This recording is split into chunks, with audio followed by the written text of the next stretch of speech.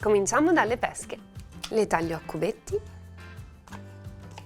trasferisco in ciotola e condisco con zucchero e succo di limone. Se volete potete anche aggiungere foglioline di menta o di basilico. Mescolo e lascio macerare per almeno mezz'ora. Mi occupo della base, raccolgo le uova, lo zucchero e monto per circa 3 minuti.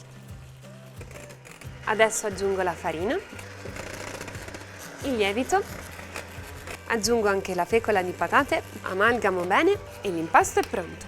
Trasferisco nello stampo imburrato e infarinato e faccio cuocere a 180 gradi in modalità statica per 15-17 minuti o comunque fino a doratura.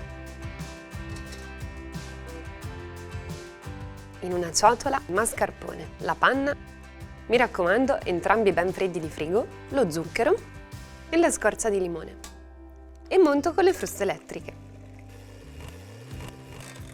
E la crema è pronta. La torta è cotta e raffreddata, è il momento di comporla. La taglio a metà ricavando 2 dischi con un coltello seghettato. Ora scolo le pesche macerate conservando il succo e lo uso per bagnare il primo disco.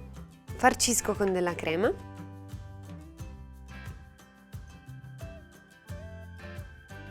e vado a formare un bordo più alto per non far scivolare fuori le pesche che adesso andiamo ad aggiungere.